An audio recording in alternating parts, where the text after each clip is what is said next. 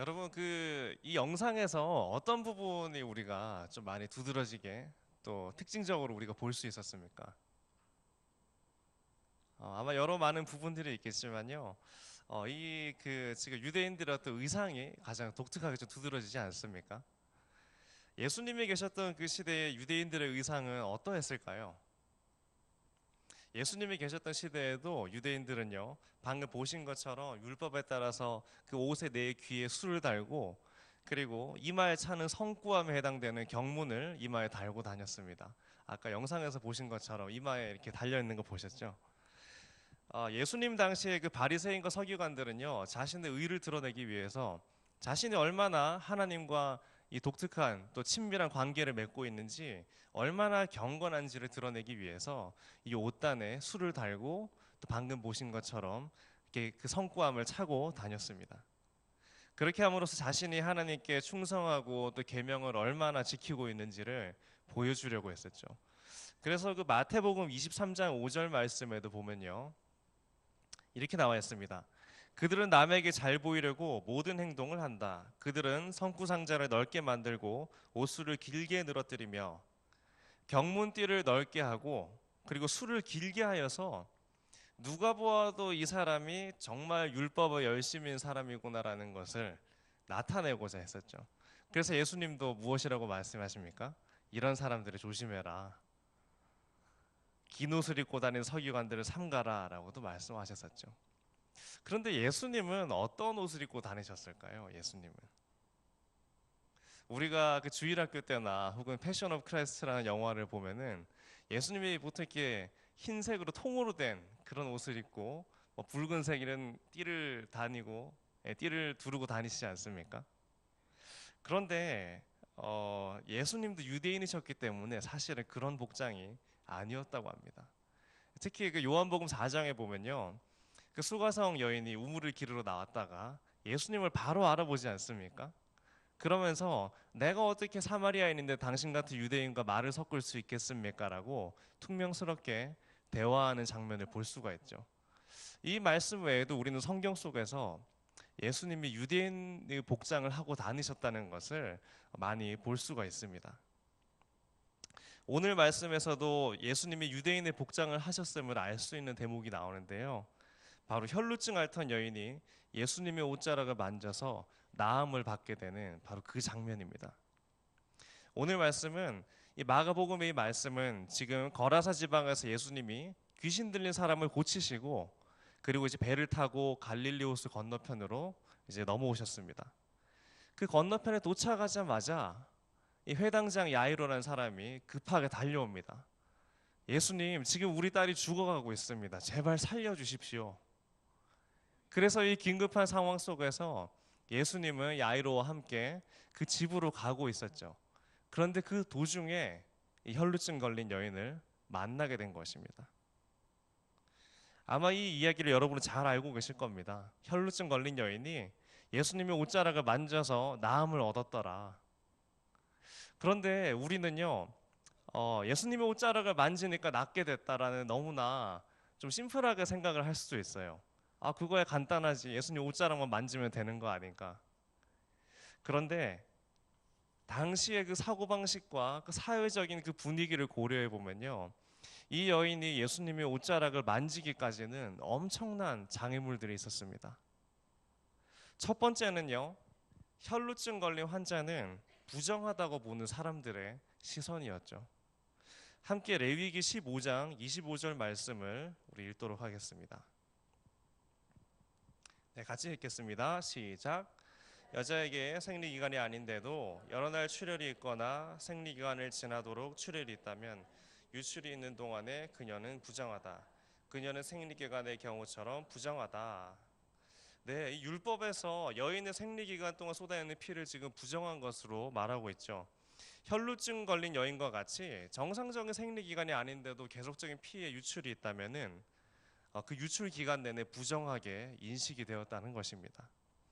그러니까 이 여인이 예수님을 만나서 완치되기 전까지 이 여인은 부정한 상태이기 때문에 계속 격리된 상태로 살 수밖에 없었던 것이죠. 그리고 또 두 번째 장애물은요, 부정함이 있는 사람은 다른 사람에게 접촉될 경우에 그 부정함이 옮아간다는 것입니다. 함께 다시 레위기 15장 26절에서 27절의 말씀을 보도록 하겠습니다. 네, 같이 읽겠습니다. 시작. 그녀가 누웠던 잠자리는 그녀의 출애기가 내내 생리때의 잠자리와 같을 것이며 그녀가 앉았던 모든 것은 그녀의 생리기간의 부정함과 같이 부정하다. 누구든 그런 것들을 만지는 사람은 부정할 것이니 그는 자기 옷을 세탁하고 몸을 물로 씻어야 하며 그날 저녁까지 부정하다. 네, 이 부정함이 전염병처럼 다른 사람에게도 전해진다는 것입니다. 그 죄의 파급 효과가 이만큼 큰 것이죠. 죄라는 것은 참 전염성이 있는 것 같아요. 나의 죄성이 나에게서 끝나는 것이 아니라 내가 속한 공동체를 다 파괴시킬 수도 있다는 것입니다. 근데 왜 죄는 이토록 쉽게 전염이 되는데 왜 거룩은 그렇게 전염이 되지 않는 것일까라는 생각을 해보게 됩니다. 예수님이 병자를 고치고 기적을 일으키니까 얼마나 많은 사람들이 예수님 주변에 몰려다녔을까요?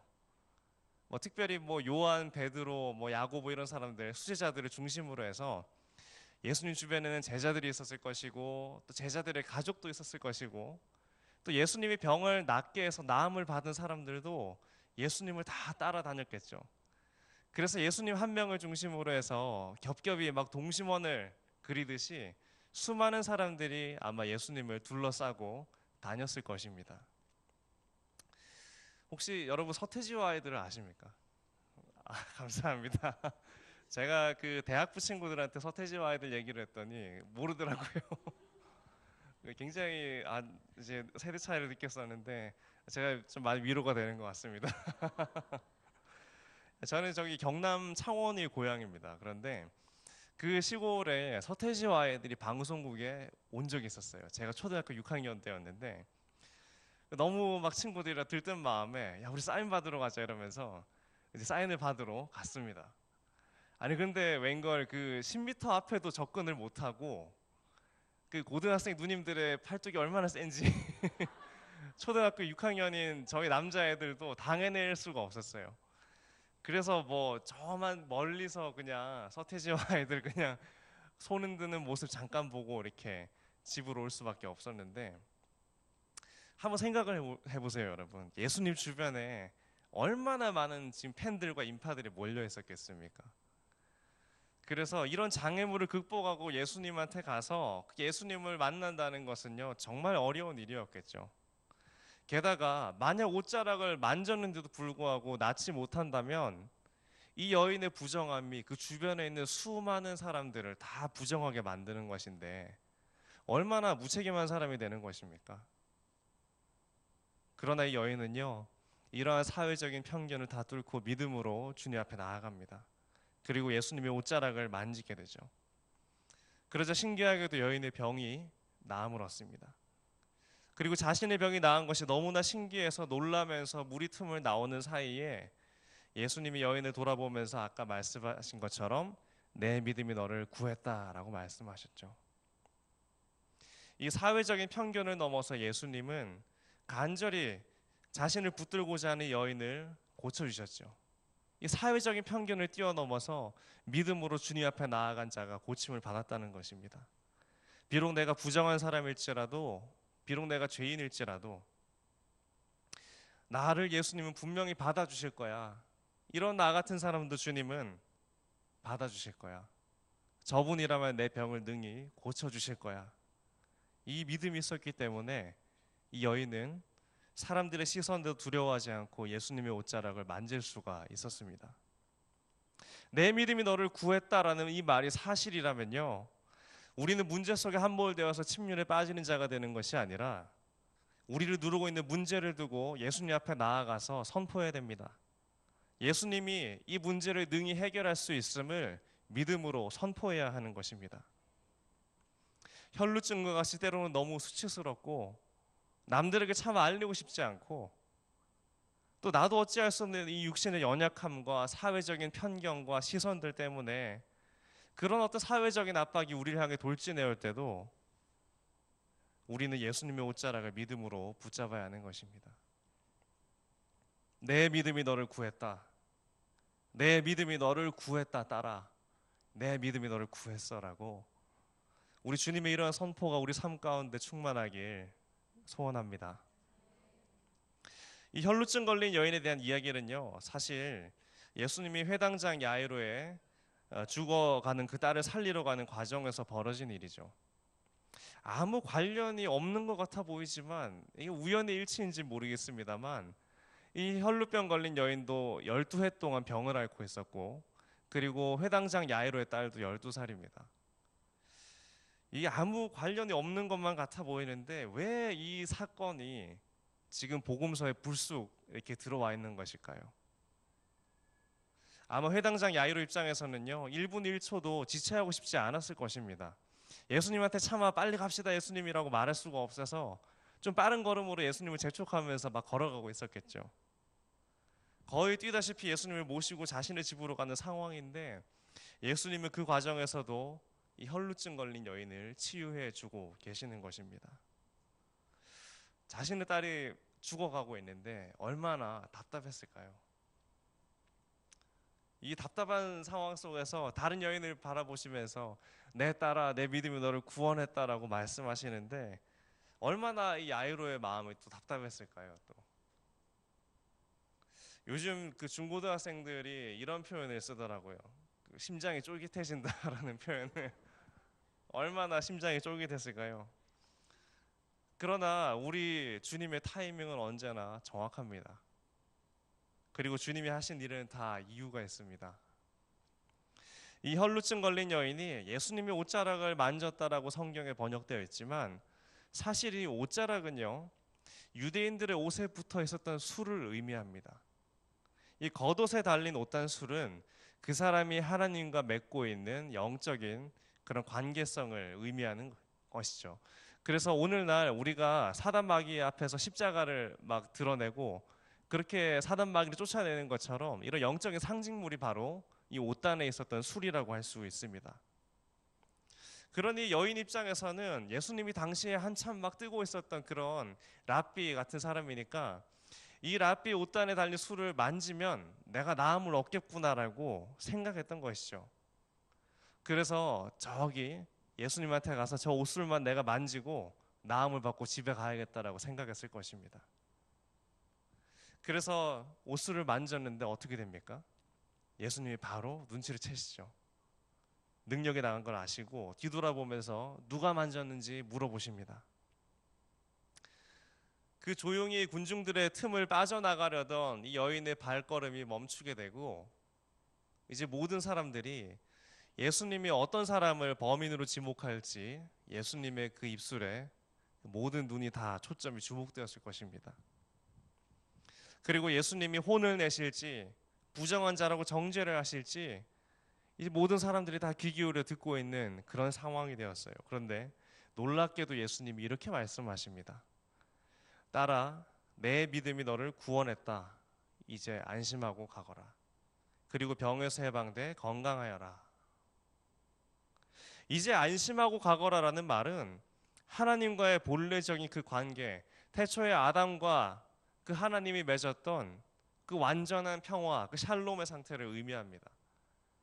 이제 안심하고 가거라. 이제 창조주와의 관계가 완전히 회복되었음을 선포하고 계시는 것이죠.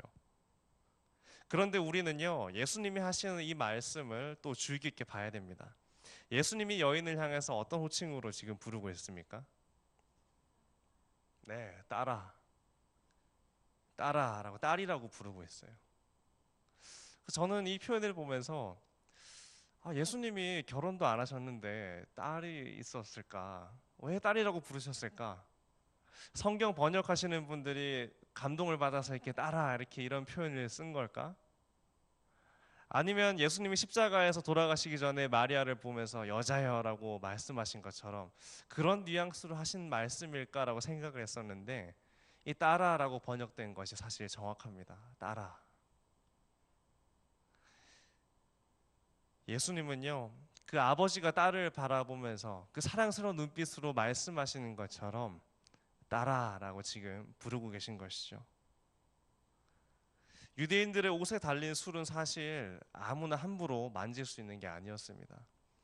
오직 예외적으로 허용되는 경우에는요 마치 그 손자 손녀들이 그 할아버지 품에서 뭐 수염을 만지거나 할아버지 옷을 막 잡고 놀거나 이제 그럴 때 직계 어떤 가족들의 경우에 자녀인 경우에만 유일하게 허용이 되었던 것이죠.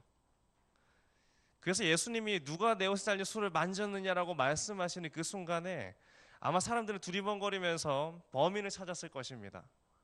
예수님은 자녀도 없으신데 누가 그렇게 파렴치한 짓을 저질렀을까? 아니 누가 그렇게 버릇없는 짓을 저질렀을까? 그렇게 찾고 있었는데 우리 주님은 그 누구도 수치스럽게 만드는 분이 아니셨습니다. 음행하다가 끌려 나왔던 여인에게 방패가 되어 주시고 내가 죄로 인해서 부끄러워할 때에도 나의 머리를 드사 원수의 목전에서 내게 상을 차리시는 주님이시죠.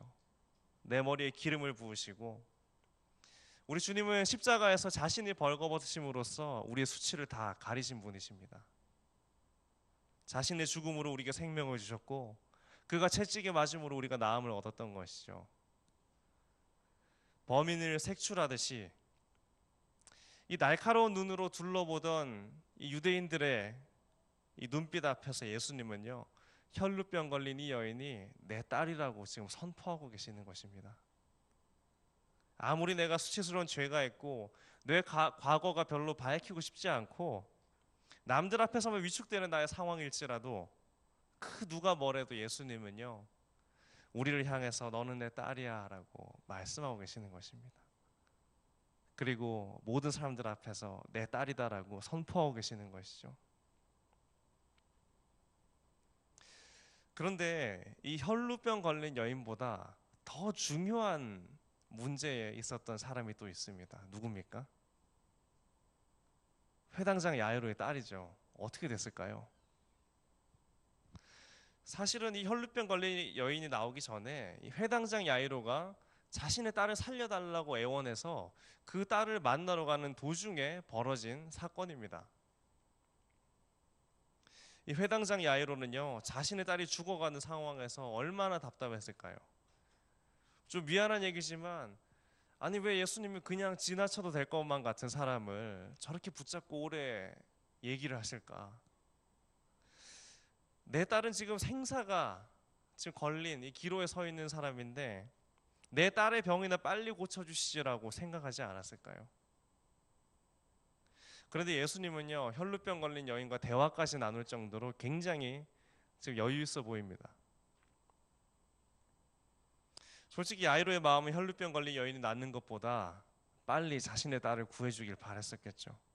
아마 제가 야이로의 입장이었어도요 그 혈루병 걸린 그 병도 물론 중요하지만 죽어가는 내 딸이 빨리 나았으면 좋겠다는 마음이 더 간절했을 것 같습니다.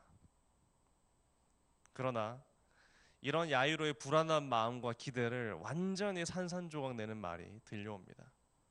함께 마가복음 5장 35절의 말씀을 다시 한번 읽어보겠습니다. 5장 35절 말씀입니다. 같이 읽겠습니다. 시작. 예수의 말씀이 채 끝나기도 전에 야이로 회당장의 집에서 사람들이 와서 말했습니다. 따님이 죽었습니다. 선생님께 더 이상 패끼칠 게 뭐가 있겠습니까? 자신의 딸이 죽을까봐 막 노심초사하면서 가고 있는데 예수님을 막 제쳐가면서 은근히 그렇게 걸어가고 있었는데 예수님이 딸아 내 믿음이 너를 구원했다. 이제 안심하고 가거라 이렇게 막 얘기를 하고 계신 거예요.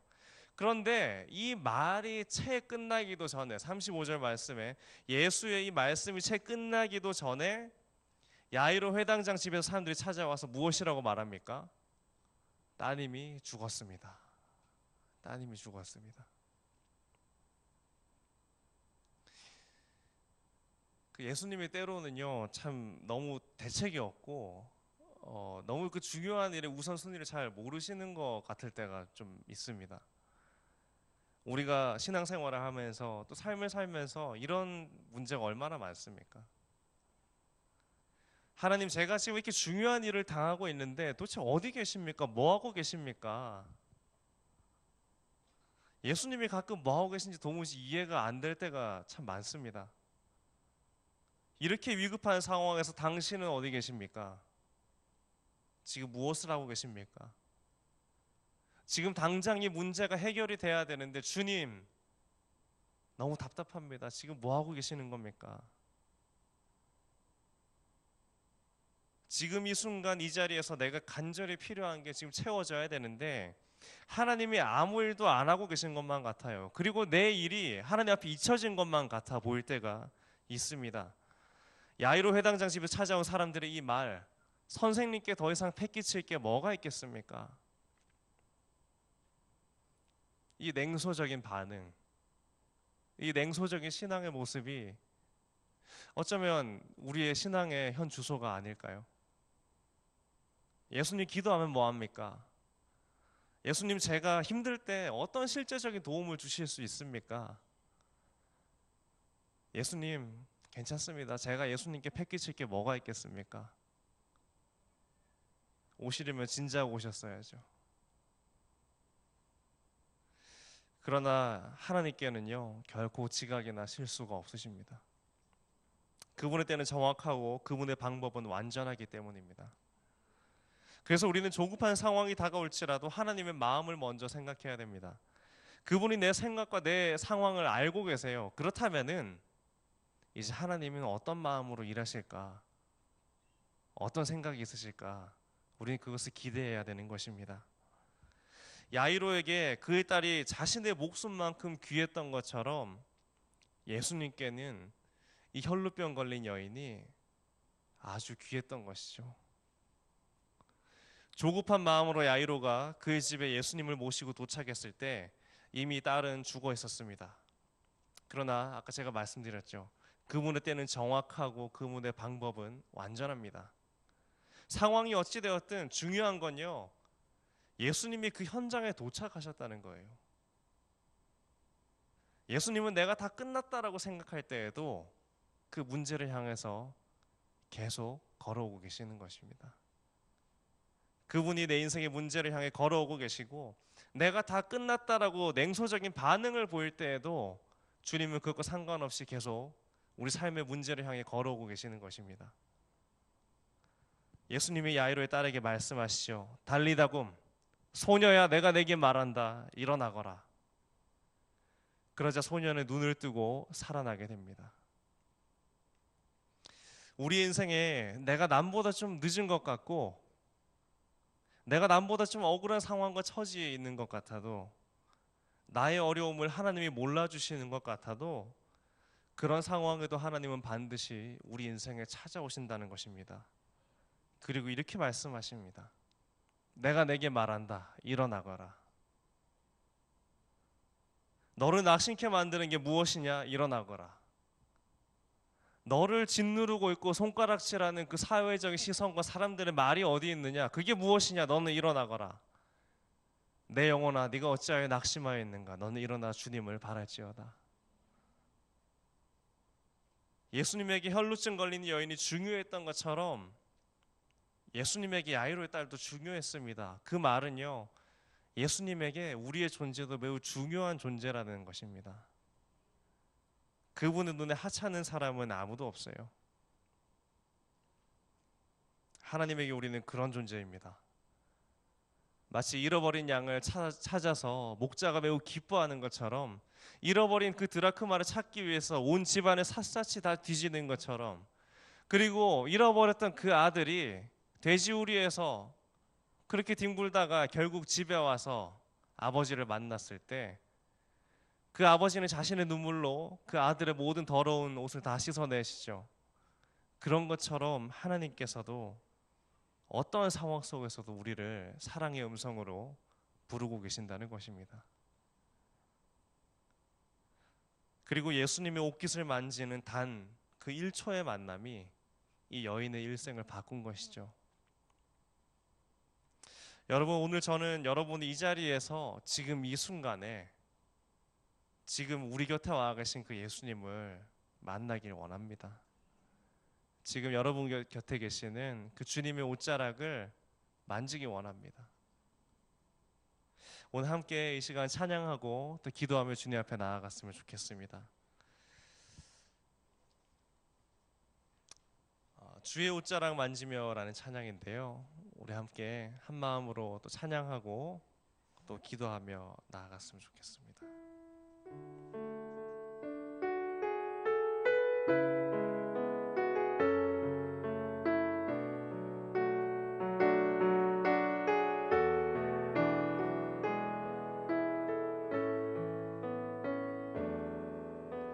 주 발 앞에 무릎 꿇고 그 사랑에 남기네. 어떤 말도 그 어떤 소리도 그 발 앞에서 잠잠해지네. 주 나의 사랑, 주 나의 사랑, 그 발 앞에 앉아 내 모든 기도는 사랑의 노래가 되네. 주의 옷자락 만지며 주의 옷자락 만지며 주의 두 발을 씻기며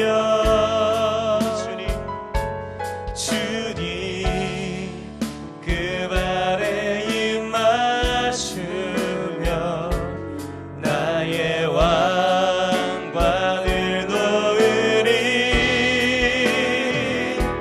주의 옷자락 만지며 주의 두 발을 씻기며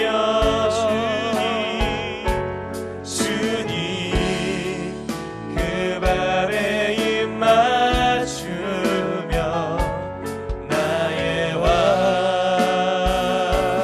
왕관을 놓으리. 다시 한번 이 가사를 묵상하면서 고백하기 원합니다. 주 발 앞에 무릎 꿇고 그 사랑에 남기네. 어떤 말도 그 어떤 소리도 주 발 앞에서 잠잠해지네.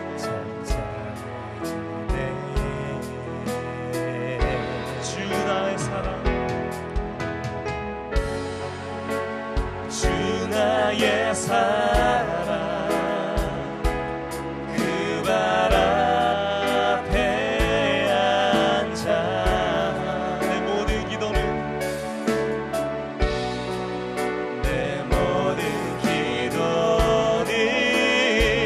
사랑의 노래가 되네. 우리 함께 시간 두 손 들고 주님의 옷자락을 만지며 고백합니다. 주의 옷자락 만지며